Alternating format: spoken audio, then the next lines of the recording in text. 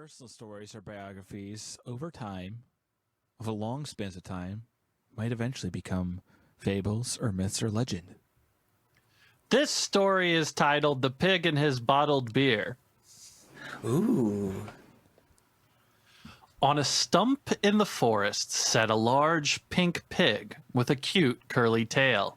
He snorted and oinked in glee as he sat on his stump in the forest, laughing and singing, hoping the entire forest would see him. Nearby, however, a rabbit was in his burrow attempting to get some sleep, but he could not. The pig was simply making too much of a commotion, laughing and singing on his stump.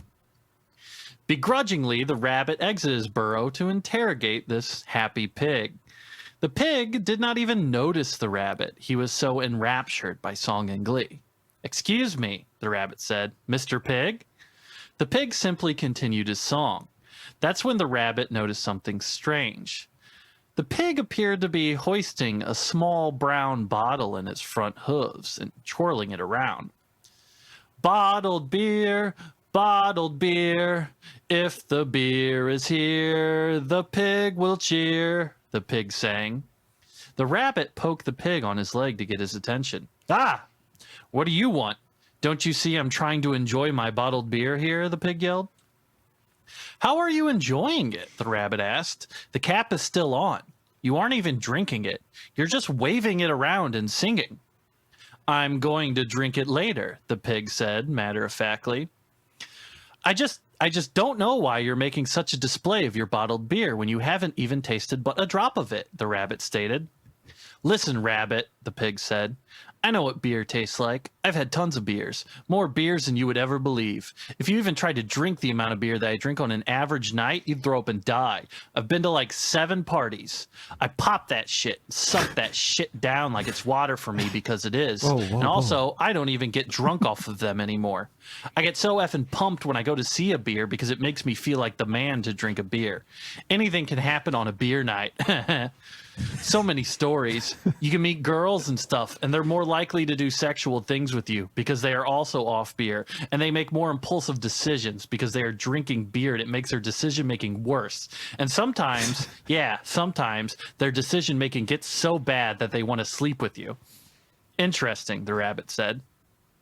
"Perhaps you could spend your time improving your personality and overall physical attractiveness so that you could meet women instead, and then you wouldn't have to drink that vile brew that is beer." The pig placed his hoof onto his chin and appeared in deep thought. "You know what, rabbit?" the pig began. "Maybe you are right." The pig hopped off the stump and approached the rabbit. He leaned down and smiled. The rabbit smiled back, happy that the pig would stop making so much noise so that he could go back to sleep. And as the rabbit turned to head back to his burrow, the pig stomped the rabbit with his mighty hooves, trapping the rabbit by his puffy tail. Then he brought the bottle of beer down on the rabbit's head, crushing it instantly.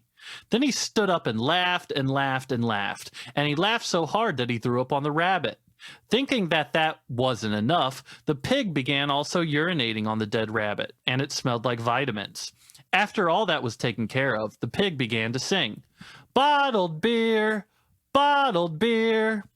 The moral of the story is, mind your own business.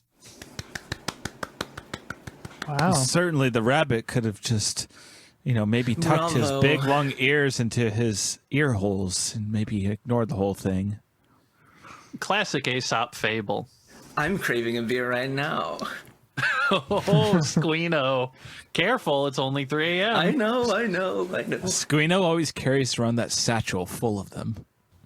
Squeeno, I'm kind of craving one of your fables, actually, if you wouldn't mind treating us.